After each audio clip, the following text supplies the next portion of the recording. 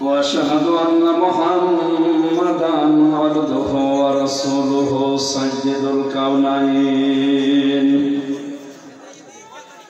صلى الله عليه وعلى آله وصحبه وأتباعه أجمعين ليلا ونهارا في الطرفين فقد قال الله تعالى في كلامه المجيد وبرهانه التوحيد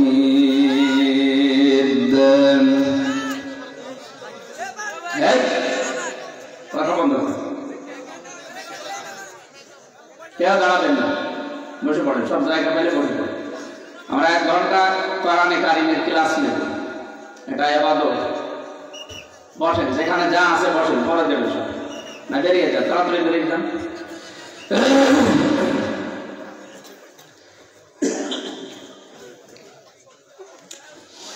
জবান খুলে পড়ে না আউযু বিল্লাহি মিনাশ শাইতানির রাজীম বিসমিল্লাহির রহমানির রহিম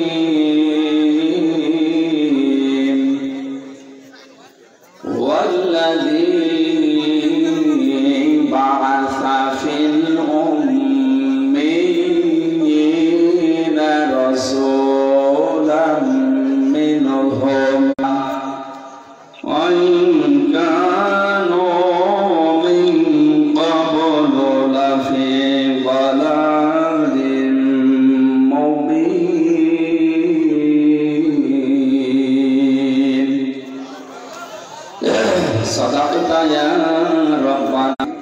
ফুলগাছি থানার অন্তর্গত মনতলা 3 রাস্তার মোড় যুব সমাজের উদ্যোগে চতুর্থ বাৎসরিক তাফসীরুল কোরআন মাহফিলের সমাপন সভাপতি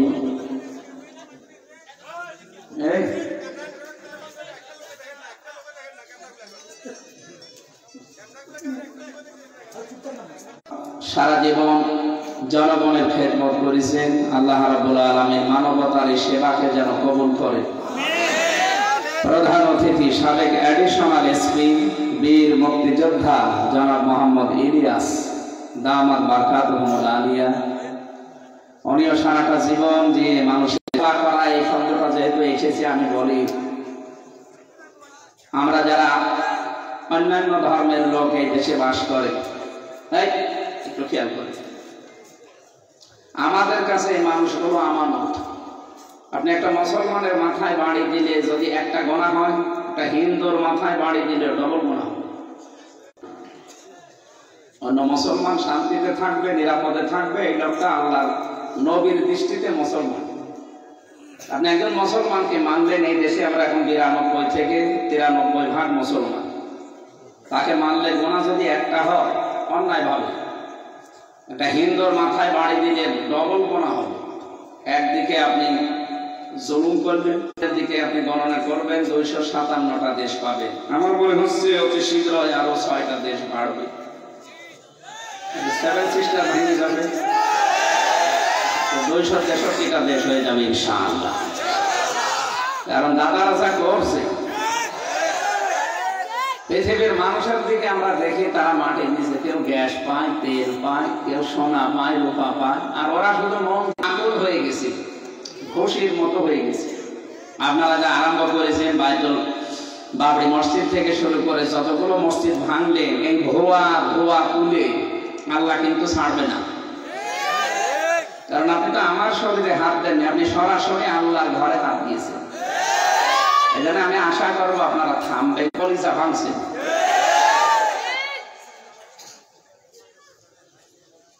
সেভেন সিস্টারের মাধ্যমে যদি আরো 6টা দেশ বেড়ে যায় তাহলে পৃথিবীর মানচিত্রে দেশ হবে 263টা দাদারা আন্দাজে ঘোষণা দিচ্ছে যে ফেনী যেহেতু একটু চিকন আছে তো এই জন্য চট্টগ্রামের সম্পর্ক তো ওর সাথে আমরা মেনে নিতে পারি আমরা একটা মুসলমান জাতি তার হচ্ছে তোল হাতা আর আমাদের হাফ হাতা আমি যে নামলাম না দাদা ফুল হাতা না দাদা যদি এই বয়সে এখন মুসলমানে যাওয়া লাগে কোন হাসান দিয়ে দেবেন পাকা মোটা সওয়াল যে হাসান দিয়ে দেবে যত লজ্জায় সব বন্ধ করে কাটবে, শেষে আগা কাটছে গোড়া থেকে বাদ দিবে। এটা ঠনপা মামলা দিয়ে আমরা আটক করে রেখেছি। তো জেলা ছিল যিনি হিন্দু দেবদুলাল, যখনই প্রবেশ করত যারাই আছে ভেতরে কয়েদি বলেন আর হাজতি বলেন একবারে চিল্লিয়ে উঠত, ফুল হাতা আসতেছে, এ করা যায় বানালাম কোরআনের নির্দেশ বললাম, এই হিসাবে ওনার সাথে বিয়ে, আমাদের মেয়ের জায়েজ নেই, মেয়েটা যেন ওইভাবেই থাকে, শেষ বয়সে আবার যেন সমস্যা না হয়ে যায়। আমরা এই 206টা এই 63টা রাষ্ট্র যদি হয়, পৃথিবীতে মাত্র 57টা দেশ মুসলিম, মানে আমি হিসাব করে দেখলাম 263টা হবে। শুধুমাত্র মুসলিম দেশ আছে মাত্র 57টা। এই হিসাবে যত অন্য ধর্মের লোক আমাদের মুসলিম দেশে বাস করে তারা সবাই আমাদের জন্য আমানত। কি বলেন তো? আমানত। ওরা যাই বলো, ওয়ালা তাসুবুল্লাযিনা ইয়াদউনা মিন দুনিল্লাহ ফায়াসুবুল্লাহা আদওয়াম বিগাইরি ইলম। কোরআনে কারিমে আল্লাহ জানিয়েছেন, হে নবী, এরা ভাঙে নাই, ভেঙেছে ওরা, উনি নাম নেয়নি, ইঙ্গিত দিয়েছে। গত কয়েকদিন আগে আমিরে জামাত ডক্টর শফিকুর রহমান হাফিজাহুল্লাহ গিয়েছিলেন গাইবান্ধা। ওনার আগে দেখেছিলেন না একজন হিন্দু পুরোহিত ঠাকুর, দুনিয়া যারা জরিপ করে, এই যে মাইক্রোসফট, ভয়েস অফ আমেরিকা, সবগুলো কিন্তু খ্রিস্টান আর ইহুদিরা ব্যবহার করছে, এগুলো চালায়। এরা রিপোর্ট দিচ্ছে তামাম দুনিয়ায় সবচেয়ে বেশি নিরাপদে আছে, রাজপথে হাঁটিয়েছে এই ভারতে উগ্রপন্থী হিন্দুরা। ডোনাল্ড ট্রাম্প জাতে মাতাল হলো, তাহলে ঠিক আছে, তো এমনি এক রোকা মতো, এক রোকা না। ঘটনা দিয়েছে কয়েকদিন আগে, আমার মেয়েকে পৃথিবীতে যে 6 জন মানুষের তালিকা আছে মানুষ হত্যা করার দায়ে, তার ভেতরে দাদার নাম আছে, আর যিনি গেছেন এখান থেকে তার নামও আছে, আরো আছে, হিটলারের নাম আছে, চেঙ্গিস খানের নাম আছে। আল্লাহ রাব্বুল আলামিন তাদের জীবনটাকে পুরা কাজ যেন মানবতার সেবায় কবুল করে। এতক্ষণ যারা আলোচনা রাখলে আল জামিয়াতুল ফালাহিয়া কামিল মাদ্রাসা ফেনীর সম্মানিত ফকিহ যারা মুফতি দিয়েছেন, মানে আমি চিকন মানুষ, চিকন করে দেবেন, মাওলানা হোসেন মাহমুদ চুয়াডাঙ্গা, মাওলানা আব্দুল হালিম সহকারী অধ্যাপক, ডিগ্রি ফাজিল মাদ্রাসা ছাগলনাইয়া ফেনী, এরপরে আরো যারা আলোচনা রেখেছেন আমি অনেকের নাম দেখতে পাচ্ছি না, দোয়া করছি ওরা প্রশাসনের ভাইরা, প্রাণ প্রিয় ফেনীবাসী, আল্লাহ দরবারে শুকরিয়া জানাচ্ছি। জেলখানার ভেতরে ফেনী কন্যাকে দেখা যেত মাঝে মাঝে, মাঝে বড় প্রজেক্টর টাঙানো ছিল, ইত্যাদি হতো। এই ফেনী কন্যা শ্রমিকাইসা নাকি জানো নাম না, আল্লাহর ওলিয়ার মনে হয় জেলে না পালিয়েছে, চরিত্র বলে তো কিছু নেই, সব তো বিক্রি করে দিয়েছে। ফেনী জেলার বদনাম করার জন্য যাদের নাম আছে তালিকায়, তার ভেতরে মহিলার নাম আছে, ফেনী কন্যা নিয়েছে নাম। বাংলাদেশে খালেদা জিয়া আর জয়নাল হাজারি, এই দুজনকে অনেকেই চেনে, ফেনী হয়তো চেনে না, কিন্তু ওই দুজনকে চেনে। খালেদা জিয়ার বাড়ি এই জেলায় না, এই থানায়। আল্লাহ রাব্বুল আলামিন তার এই বান্দিকে যেন হায়াতে তাজ্জিবা সিহাতে কুল্লিয়া দান করে, সুস্থতা কামনা করছি তার। সবাইকে নিয়ে আল্লাহর দরবারে শুকরিয়া জানাচ্ছি, কারণ একটা বিশাল জগদ্দল পাথর ছিল বুকের উপরে, আল্লাহ নামিয়ে দিয়েছে। 1500 বছর আগে নবীর বুককে বাঁকা করে রেখেছিল একটা পাথর, সেটা আয়ামে জাহিলিয়াতের পাথর, আর আমাদের পিঠকে বাঁকা করে রেখেছিল আওয়ামী জাহিলিয়াতের পাথর। দুইটার প্রায় কাছাকাছি, আয়ামে আর আওয়ামী, ওদের কাজও প্রায় একই। আমি দেখেন ইতিহাস পড়ি, আর এই 15.5 বছর মিলাম, কাজও ওদের প্রায় একই। ওই জামানায় আমি পুরা ইতিহাস পড়ে দেখেছি, ওদের কাজ ছিল 14টা, আরে 15.5 বছরে জালেমরা কাজ করেছে 15টা, ওদের চাইতে এক কাঠি বেশি।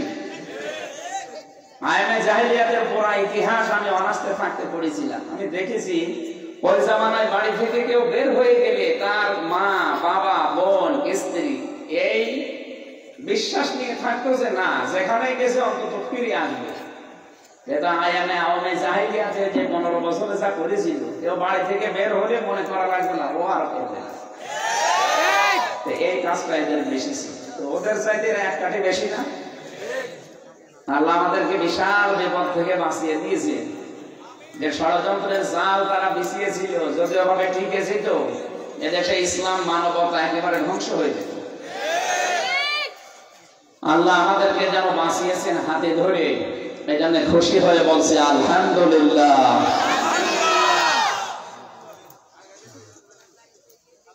এখানে দুইজনের নাম আছে, দুইজনের সাবেক লেখা। ওনারা তো আর রাজনীতিবিদ না, ওনারা প্রশাসনে কাজ করেছে সারাটা জীবন। এই জন্য সাবেক অ্যাডিশনাল এসপি, সাবেক ওসি।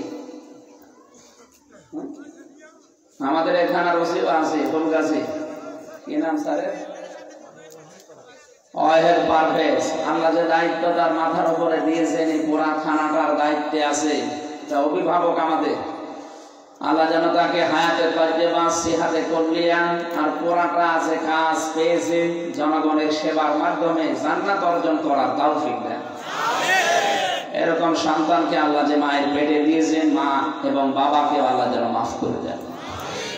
আমার দোলা ভাই প্রশাসনে আছে, উনি আছে যশোরে।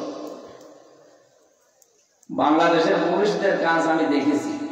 এই মানুষগুলো যেভাবে কাজ করে জনগণের জন্য, এরা যদি নিজেদের একটা আলাদা বিভাগ পেত, কারো কমান্ডে না চলে নিজেদের একটা আলাদা দিক বিভাগ থাকতো, যে নিজেরা নিজেদের মতো চলবে, তাহলে এই দেশে বহু অন্যায় বন্ধ করা সম্ভব ছিল। শুধু উপরের কথা শুনতে গিয়ে বাস্তবতায় অনেক কিছু করতে পারে না, হাত বাঁধা। আমরা চাই আবু সাইদের মতো সবার হাত খোলা থাকবে। আমার মামলাটা কিছুদিন আগে খারিজ হয়ে গেছে। বিচারপতি আমার মামলা রায় দেবে বলে বসেছিল, উনি কাগজপত্র দেখে বলছে যে কি দেখে রায় দেবে, এর ভেতরে তো কোনো মাল নেই, না একেবারে খারিজ করে দিলাম।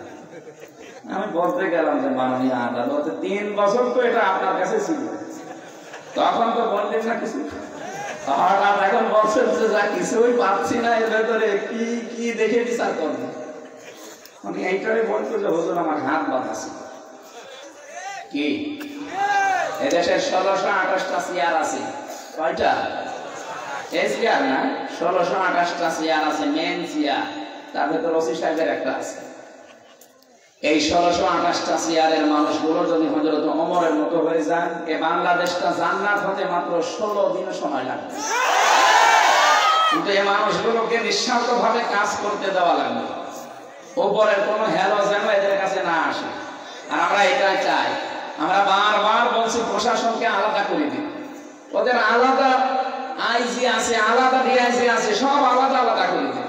ওরা নিজেদের মতো চলবে, বাংলাদেশ টাইট করার জন্য কিচ্ছু লাগবে না, ওরা নিজেরাই যথেষ্ট। ওরা যে কাজ করে আমি তো কাজ থেকে দেখি, আমার গোলা ভাই যেহেতু আছে, সত্যি ওদের কাজ দিন রাত নেই, 24 ঘন্টা ডিউটি। বাংলাদেশে একটাই বিভাগ আছে যাদের 24 ঘন্টা কাজ, কোনো ছুটি নেই। আপনি ঘুমিয়ে আছেন, হঠাৎ ঘন্টা বাজারে চলেন, এখন চলে আপনি 8 ঘন্টা 7 ঘন্টা ডিউটি কোথায় পাচ্ছেন? 24 ঘন্টা ডিউটি। টয়লেটের ভেতরে যদি থাকে, যদি ঘন্টা বাজানো হয়, তাড়াতাড়ি অর্ধেক করে চলে আসা লাগে।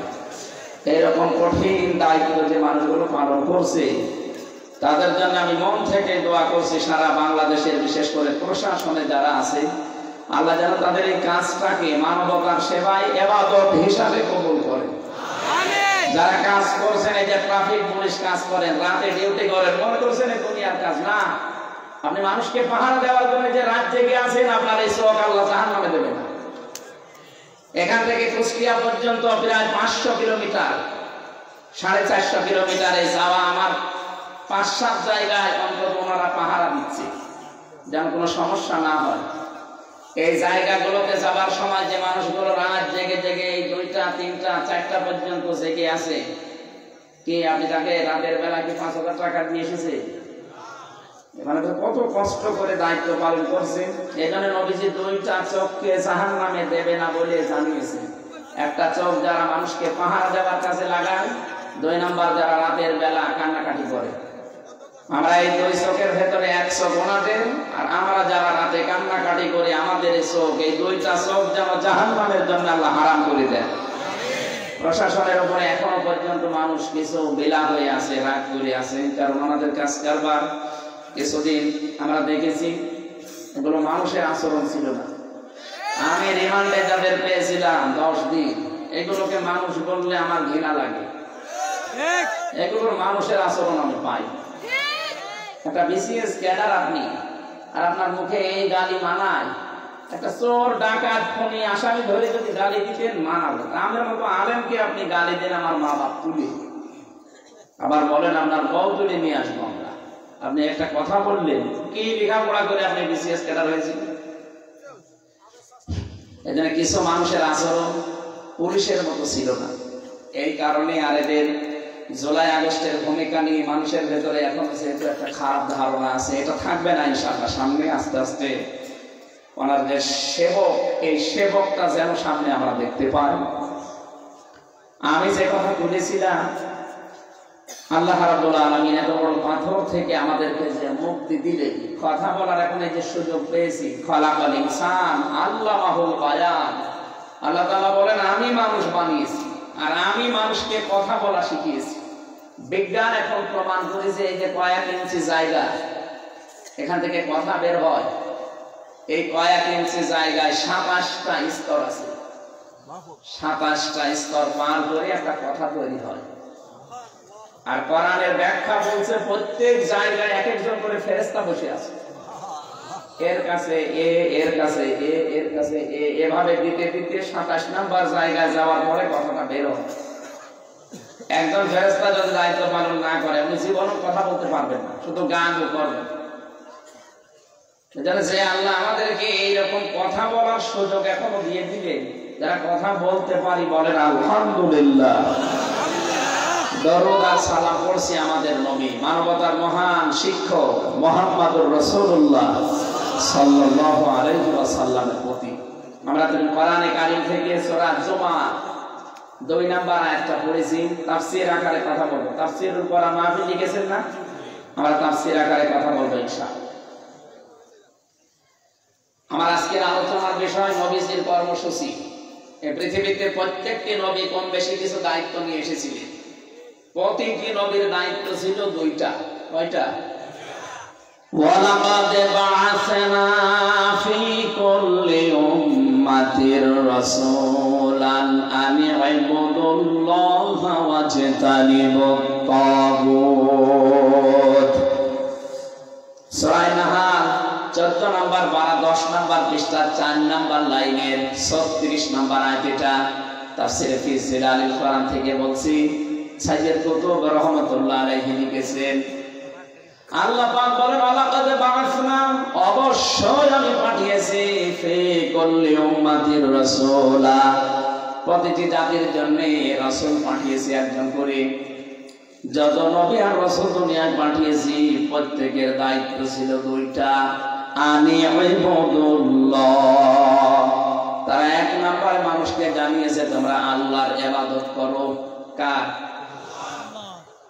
এবার আল্লাহর ইবাদত করো এই শব্দটা কি? ইবাদত এই শব্দটা ব্যাপক অর্থবোধক একটা শব্দ। এই শব্দ কোরআন শরীফের সামারাইজ করা। কোরআনে আল্লাহ যা দিয়েছেন ইবাদতের ভেতরে আল্লাহ তাই দিয়েছেন। আমাদেরকে আল্লাহ বানিয়েছেন প্রথমে একটা উদ্দেশ্য নিয়ে, আমা খালাকতুল জিন্না ওয়াল ইনসা ইল্লা লিয়াবুদুন। মানুষ আর জিনকে আমি তৈরি করিনি, বানাইনি, হ্যাঁ তবে বানিয়েছি ইল্লা লিয়াবুদুন, যেন তারা আমার ইবাদত করে। তাহলে মানুষকে আল্লাহ বানিয়েছেন কিসের? আরো জোরে বলেন। এখন ইবাদত যদি আমরা করি তার আগে একটা কাজ আল্লাহ আমাদের দিয়েছেন। ইবাদত করার আগে আমাদের ঈমান আনা লাগবে। ঈমান না আনলে আপনার ইবাদত কবুল। আরো জোরে বলেন।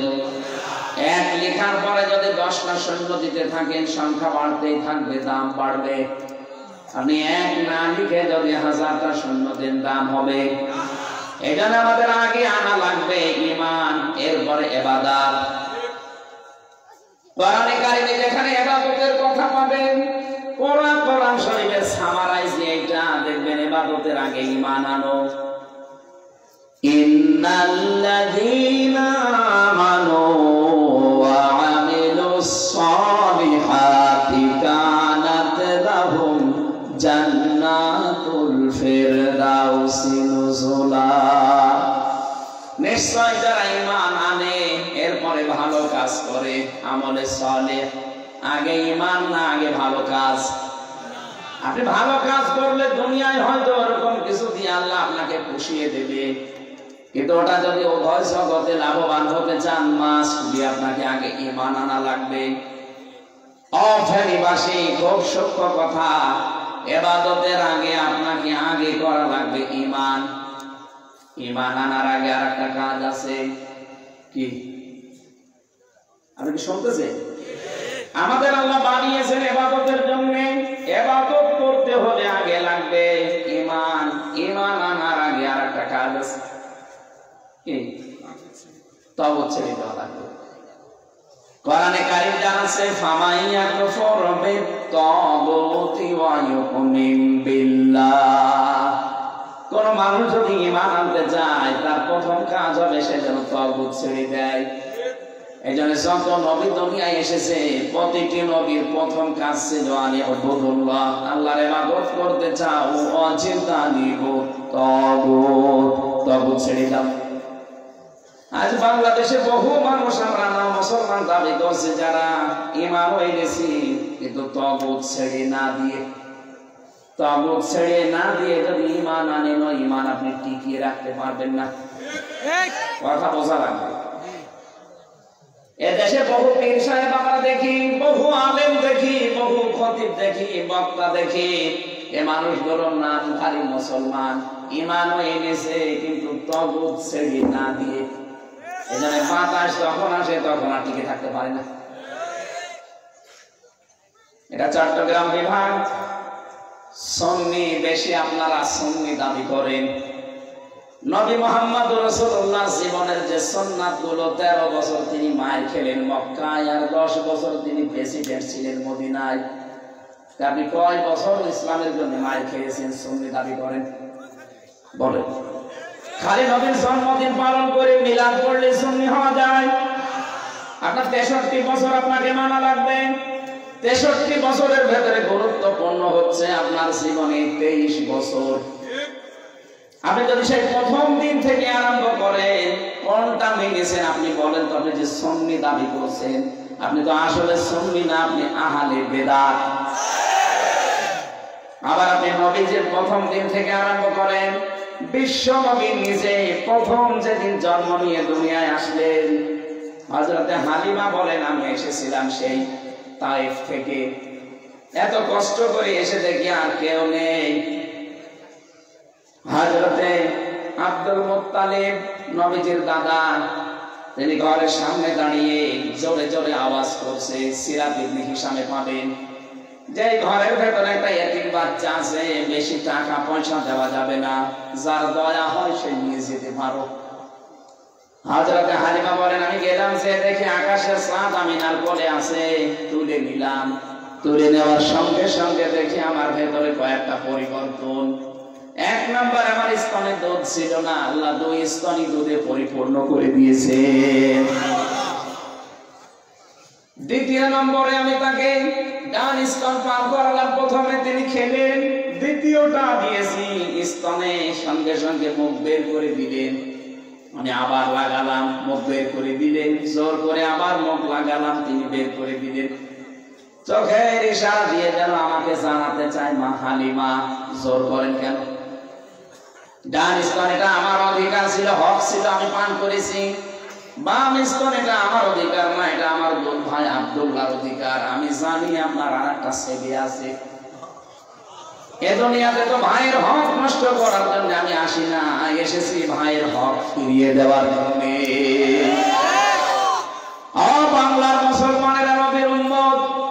নবী জন্মের পরেই মায়ের বুকে ভাইয়ের হক তিনি নষ্ট করেন না। মায়ের কোলে বসে আপনি কোন নবীর উম্মত দাবি করেন? কিসের সুন্নি আপনি? আপনি মুসলমানের হক আদায় করেন, ভাইয়ের হক আদায় আপনি করেন। মুসলমানের 6টা হক আপনার উপরে আছে। দেখলে তাকে সালাম দেওয়া লাগবে, অসুস্থ হলে দেখতে যাওয়া লাগবে, মারা গেলে তার কবরে যাওয়া লাগবে, জানাজায় যাওয়া লাগবে, সব সময় তার কল্যাণ কামনা করা লাগবে। কোন আমলটা আছে আপনার জীবনে যে আপনি সুন্নি? আমি তো অন্য দলের লোক দেখলে সালামও দিতে চান না। কিসের সুন্নি আপনি? আমি তো মুসলমান হিসাবে মুসলমানের হক আদায় করার দরকার ছিল। যে নবী মায়ের কোলে বসে ভাইয়ের হক নষ্ট করেননি, আর আপনি যত বড় হচ্ছেন ভাইয়ের হক মারার শ্রম হচ্ছেন। বাংলাদেশে বহু মানুষ আমরা দেখি, একে পাগল নাকি কি আমি জানি না, এই দেশে ভাইয়ের হক মারে, জমি জায়গা মারে, টাকা পয়সা আত্মসাৎ করে, আর কাবা শরীফের জিয়াল ধরেছে কানাকাটি করে। এটা পাগল না? আপনি টাকা পয়সা মারেন ফেনীতে, আর এখান থেকে 6000 কিলোমিটার দূরে কাবা শরীফ, অত দূর যে আপনি মাপ চাচ্ছেন কার কাছে? আপনি কি আল্লাহর কাছে দোষ করেছেন? আপনি তো দোষ করেছেন এর কাছে। সুতরাং অপরাধ করবেন যার কাছে, স্বীকার করবেন তার কাছে। আমাদের এই সিস্টেম বাংলাদেশে নেই। অপরাধ করে একজনের কাছে, মাপ চায় আরেকজনের কাছে। আগস্টের 5 তারিখের পরে গিয়েছিলাম সৌদিতে। বহু মানুষকে যারা পালিয়ে গেছে বিভিন্ন দেশে, ওখান থেকে আবার দোনা মাফ করার জন্য গেছে আল্লাহর ঘরে। যে দেখছে সব কাবা শরীফের কেউ গেলাম ধরে ধরে খাচ্ছে আর দোয়া করছে আস্তাগফিরুল্লাহ। কি গো, মানে এখানে কি হুজুর মাফ চাওয়া লাগবে না? মাফ চাচ্ছেন আপনি আল্লাহর কাছে, আপনি কি দোষ আল্লাহর কাছে করেছেন? 15.5 বছর দোষ করেছেন জনগণের কাছে, আগে তাদের কাছে যান। কথা বলছে? এই জন্য আমার মনে হয় 8 সাল থেকে 24 সাল পর্যন্ত যারা এদেশে নির্বাচনের নামে প্রহসন করে মানুষের অধিকার নষ্ট করেছে, তারা যদি এখন সাবেক এমপি, সাবেক মন্ত্রী লেখে, এটা জায়েজ নেই। কারণ আমরা আপনাকে ভোট দেইনি। আমার 33 বছর বয়স, 18 বছর থেকে ভোট যাওয়া আরম্ভ করলো। আমি 3 বার ভোট দিতে পারতাম, একবারও পারিনি। তার মানে আপনি অবৈধ। কথা বলে না কেন? বাবা ছাড়া যদি দুনিয়ায় সন্তান হয়, আমরা অনেকেই তারে বলি এটা অবৈধ সন্তান, যার সন্তান। এটা বলে কিনা ফেনীতে? বাবা ছাড়া সন্তান হলে ওটা কি? তাহলে জনগণ ছাড়া কেউ সরকার হলে বড় দরকার নেই। এই জন্য বলছে আপনি সাবেক এমপিরা লিখতে পারে, সাবেক এসপি, সাবেক ওসি, কিন্তু আপনি লিখতে পারবেন না সাবেক এমপি, সাবেক মন্ত্রী। আপনি এতটুকু লিখতে পারেন সাবেক চোর। যেটা সত্যি এটা লিখবেন, সাবেক ডাকাত লিখে দেন। আমার মনে হয় আপনারা মাপ যদি পেতে চান, কাবা শরীফ ধরে না, এই 15.5 বছরে যত টাকা পয়সা খেয়েছেন, এই টাকাগুলো আগে জনগণকে ফেরত দিয়ে দিন।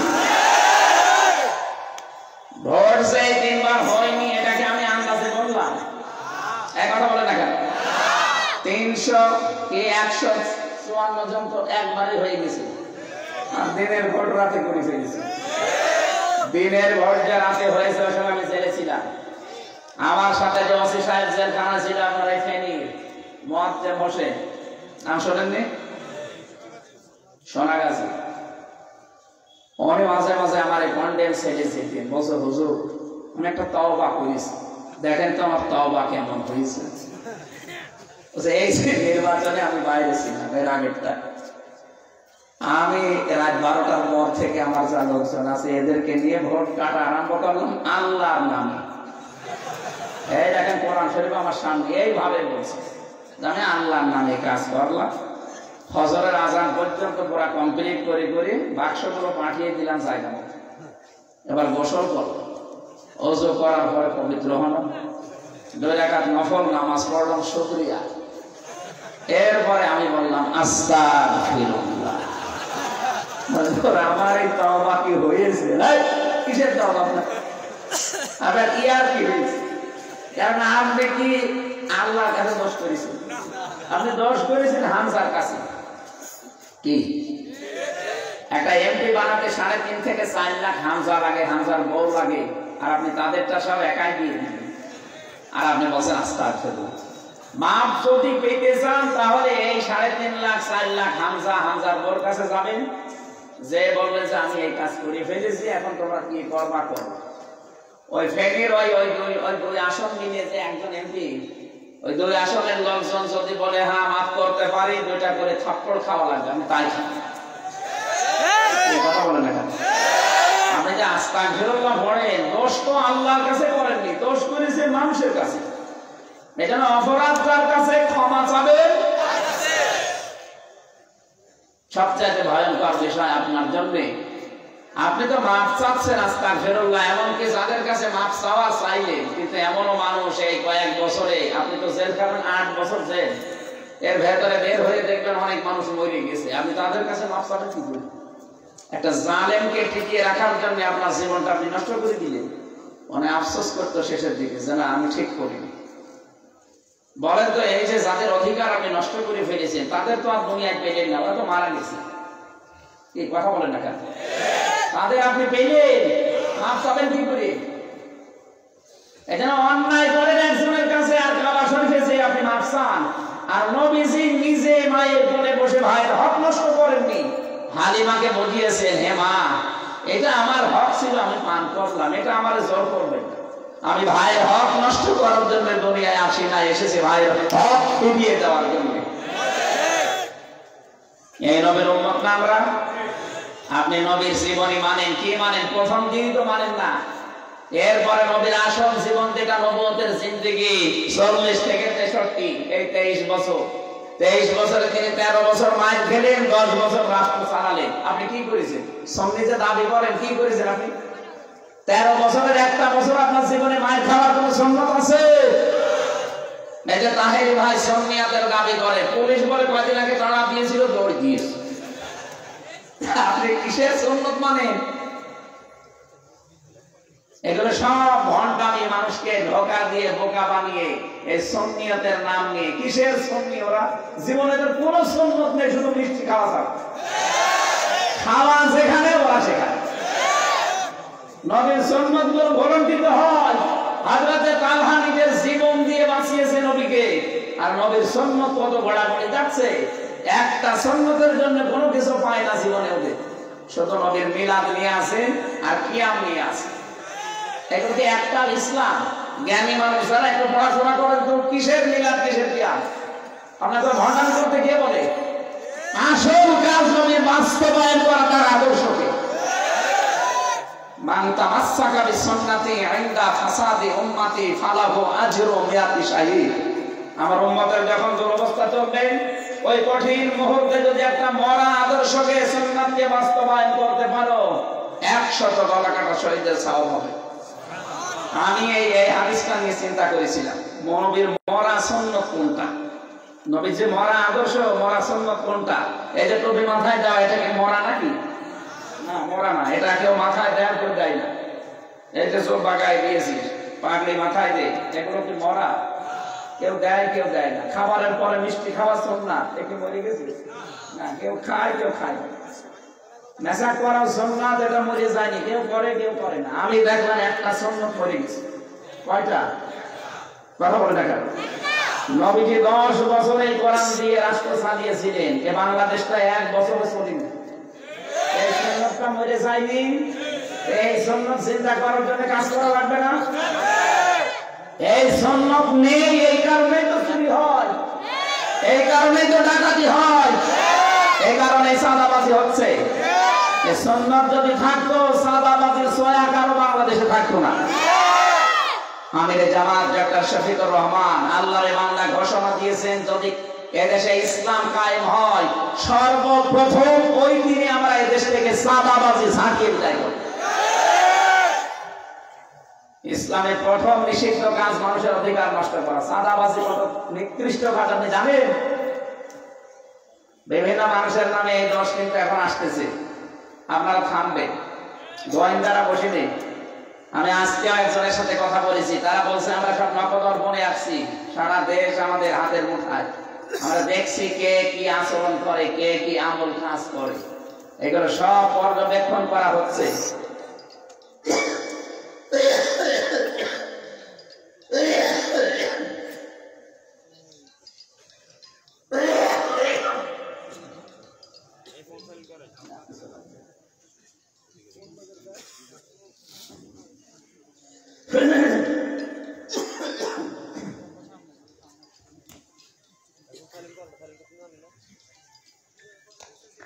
এই জন্য যারা এখনো জানেন না বিষয়টা, সাবধান হন ভাই।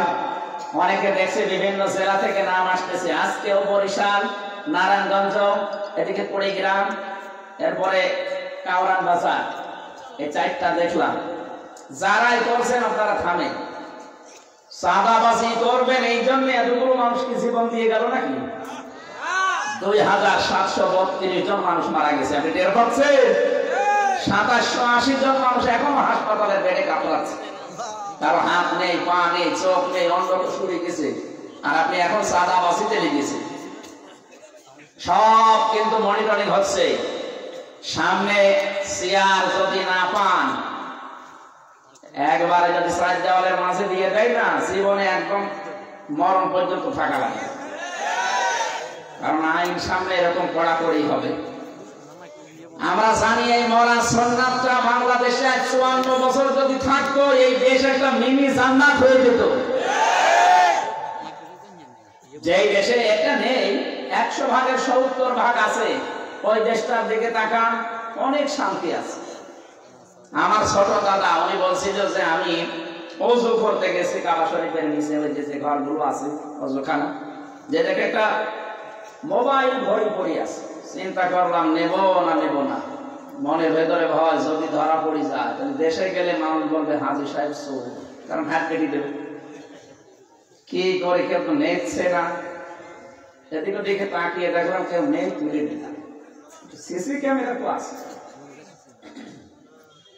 ওটা তুলে নিয়ে যেখানে হারানো জিনিস জমা দেয় ওই জায়গায় জমা দিয়েছে। ওনারে বললাম যে ভাই এই জিনিসটার দাম কেমন হবে? উনি আমারে বলে ইয়া হাজিয়াল হজ্জাত আয়না বিলাদুকা, ও হাসি দেশ কোথায়? দাদা বলছে জি তুমি বাংলাদেশ, আমি বাংলাদেশ থেকে এসেছি। উনি ওনার ভাষা দিয়ে বলছে হাসি এটা আপনার দেশের টাকার যে মূল্য, ওই সময় তখন প্রায় 16 সাল, 72,000 টাকা কমপক্ষে হবে এই ঘড়িটার দাম। কত? 72,000 টাকার ঘড়ি পড়ে আছে, কেউ নিচ্ছে না।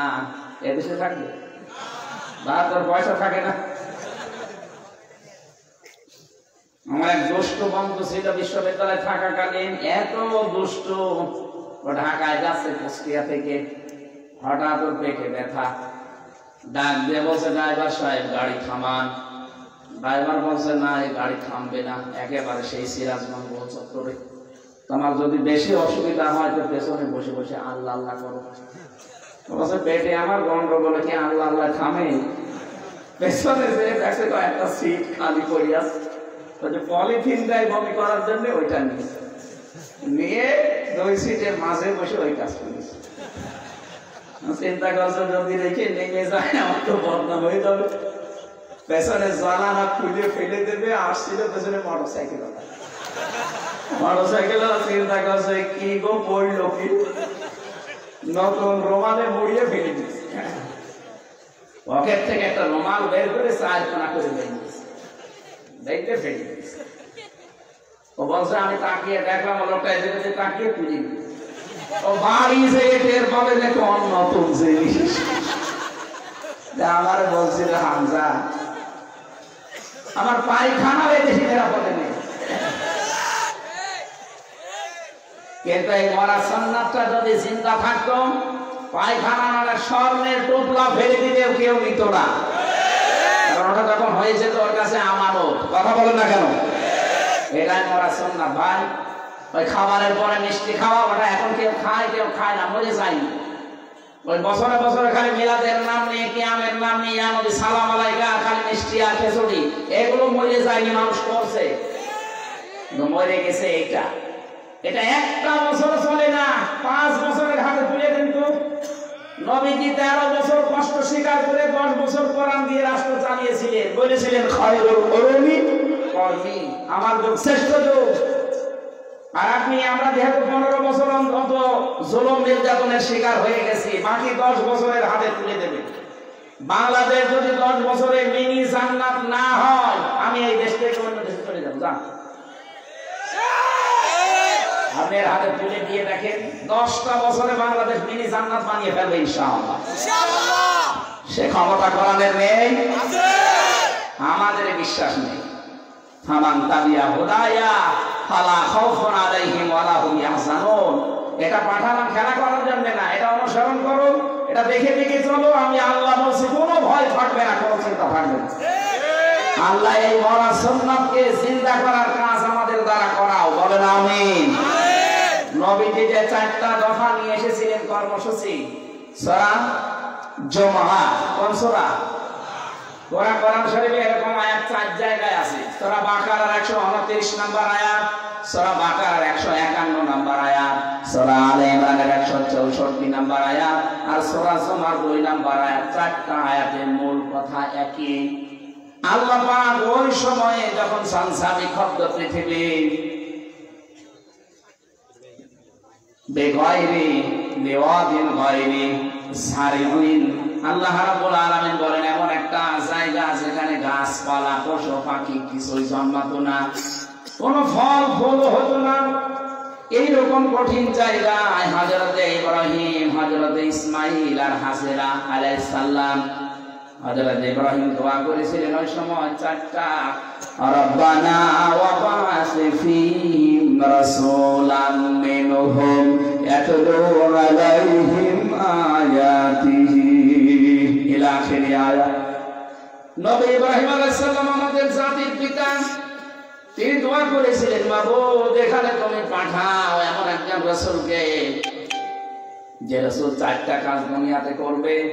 1 নম্বরে ইয়াতলু আলাইহিম আয়াতিহি, যিনি তেলাওয়াত করে শোনাবে তোমার আয়াত। এখান থেকে প্রমাণ হয় নবী এবং রাসূল যদি এই দুনিয়াতে আসে, তাদের প্রথম কাজ তেলাওয়াত করে শোনানো আল্লাহর আয়াতগুলো। আজ বাংলাদেশে বিশ্বে বহু মানুষ বলে আমরা নবীওয়ালা কাজ করি না। নবীওয়ালা কাজ আপনি যেই পদ্ধতিতে করেন ওইটা পদ্ধতি না। নবীওয়ালা কাজের প্রথম পদ্ধতি তেলাওয়াত করে শোনানো লাগবে আল্লাহর আয়াতগুলো।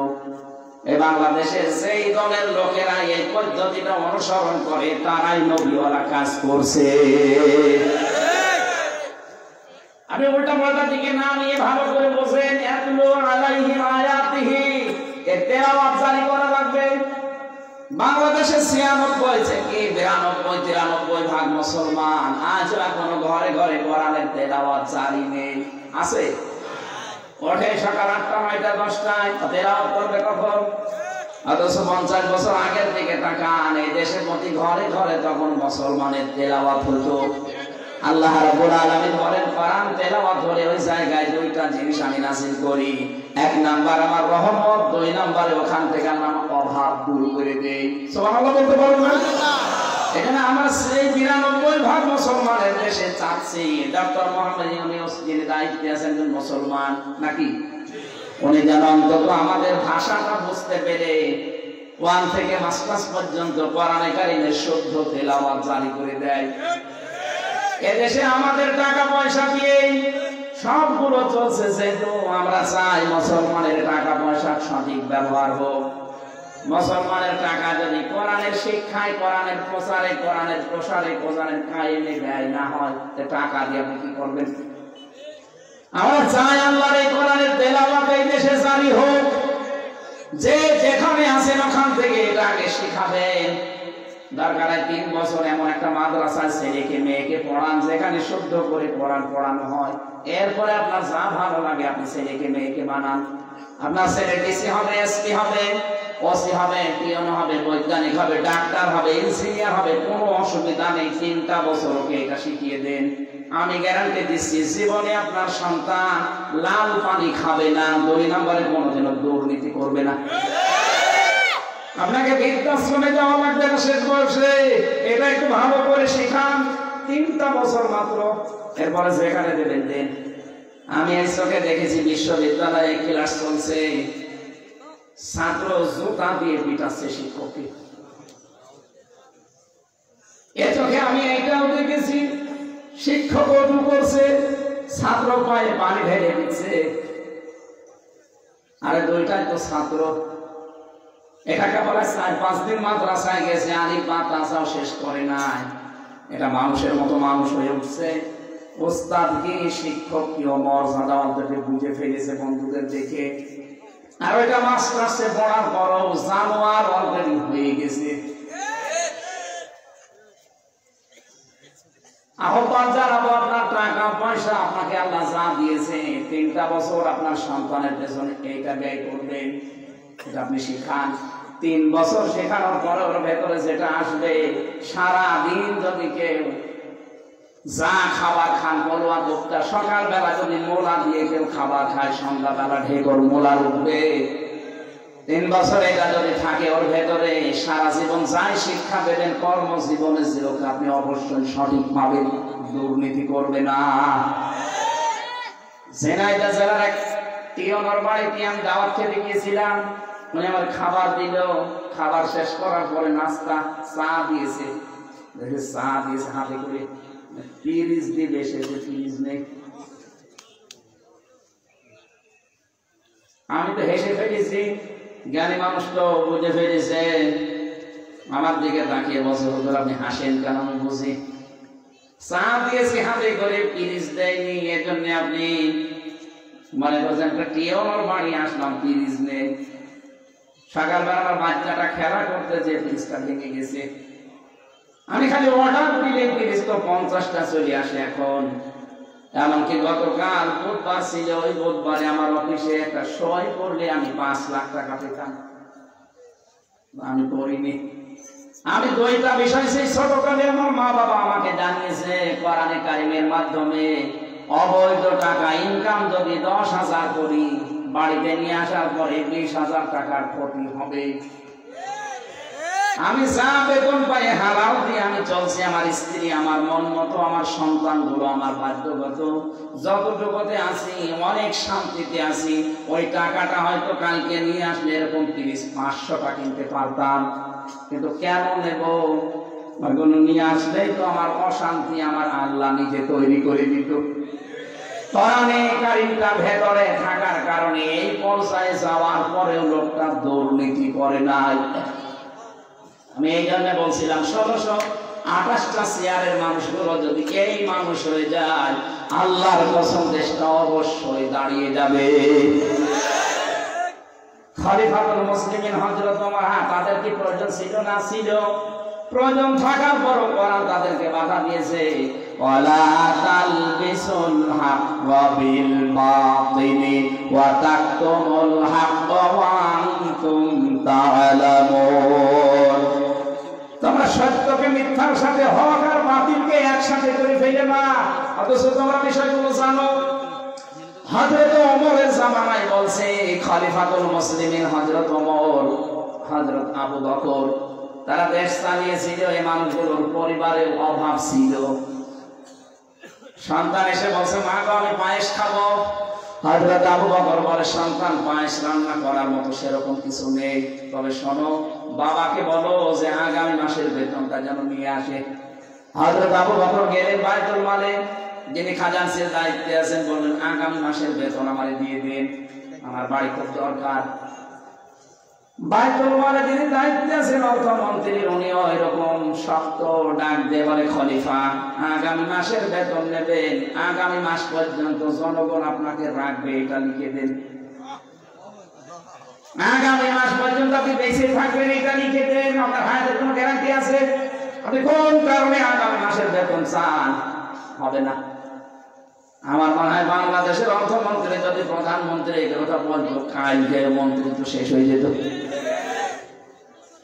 বাড়িতে গেলে স্ত্রীকে বললেন, না এটা সম্ভব না। হযরত আবু বকরের স্ত্রী উম্মে রোমানা রাদিয়াল্লাহু তাআলা আনহা 15 দিন পরে তিনি ঠিক পায়েস রান্না করেছেন, সন্তান খাবারও বসেছে। হযরত আবু বকর বললেন, কোথায় পেলেন? আপনি খারাপ ভাববেন না, আমি এই করেছিলাম। প্রতিদিন যেটা আপনাকে রাষ্ট্রের পক্ষ থেকে দেয় ভাতা, ওখান থেকে 1 মণ করে চাউল বা গম বা আটা তুলে রেখেছিলাম, 15 দিন 2 কেজি এটা বিক্রি করে এটা বানিয়েছি, কোনো অসুবিধা নেই। হযরত আবু বকর সঙ্গে সঙ্গে চলে গেলেন রাজদরবারে। খাজাঞ্চিকে ডাক দিয়ে বললেন, বায়তুল মালে যিনি আছেন অর্থমন্ত্রী, আমার যে বেতন আছে মনে করেন 12,000 টাকা প্রতি মাসে মাসে, আগামী মাস থেকে 1,000 টাকা কম দেবেন। আমি ভেবে চিন্তে দেখলাম 1,000 টাকা কম হলেও আমার সংসার চলবে। আমার তো এইরকম মানুষ নাই। রাষ্ট্রের দায়িত্ব নেওয়া মানে বিশাল বোঝা ঘাড়ে নেওয়া, আর আপনি আন্দাজে গলা বাড়িয়ে নিতে চান। আপনি জানেন এটা কত বড় কঠিন দায়িত্ব। এইরকম মানুষ যদি এদেশের দায়িত্বশীল, আমি আবার বলছি, এই 1628 জন মানুষ আমরা এইভাবে তৈরি করতে চাই।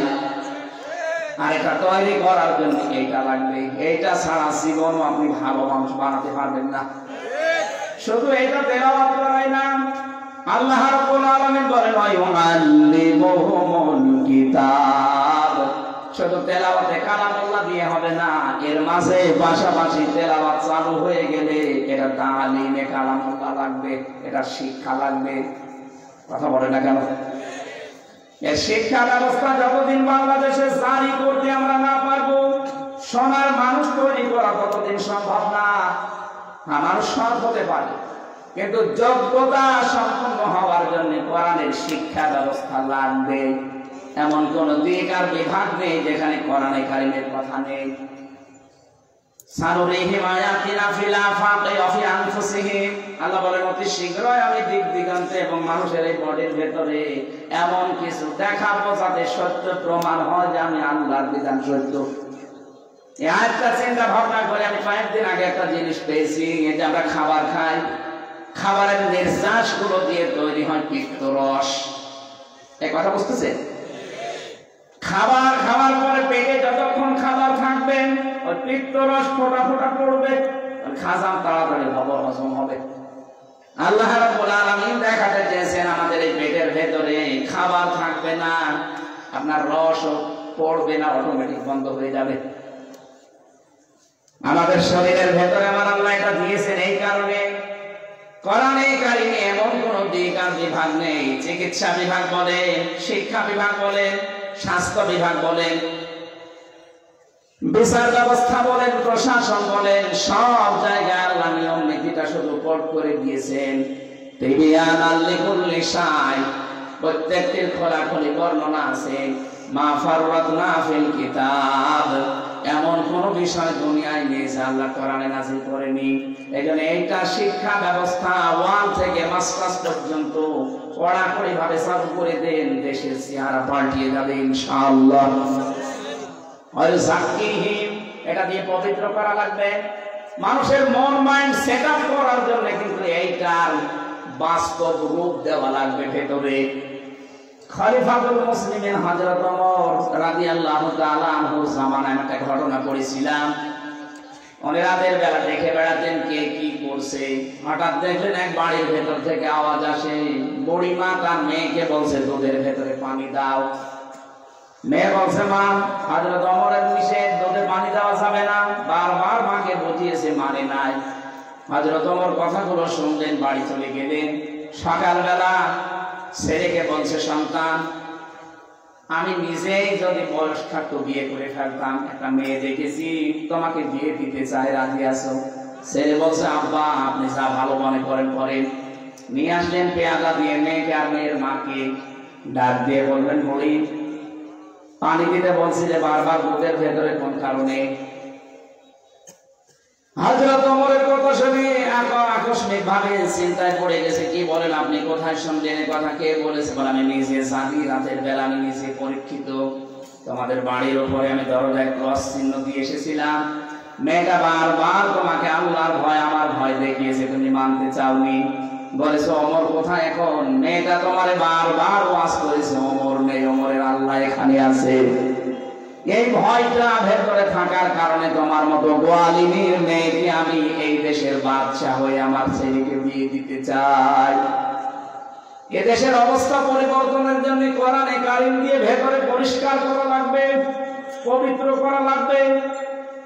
বৈষম্য বিরোধী ছাত্র আন্দোলনে যারা 9 দফা দিয়েছিল তাদের প্রথম 3 দফায় আয়াতে আছে তারা চেয়েছিল জাকিহিম মানে সংস্কার।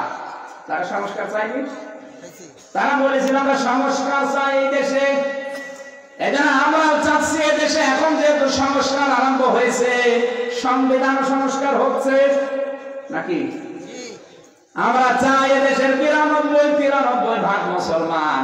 সংবিধান যখন সংস্কার হওয়া আরম্ভ হয়েছে, এখানে একটা সংবিধান আছে সূরা ফুরকান, 77টা আয়াত আছে, 73টা আয়াত হচ্ছে সংবিধান এর ধারা।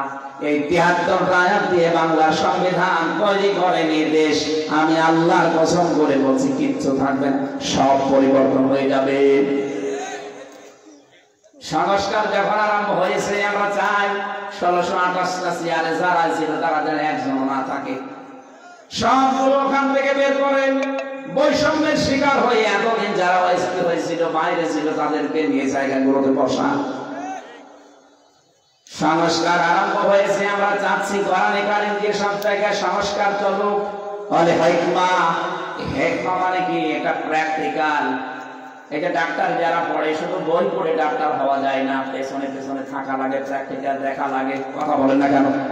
কোরআনে কারীম ঠিক ওইভাবে থিওরিক্যাল না, প্র্যাকটিক্যাল সব জায়গায় দেখাবে।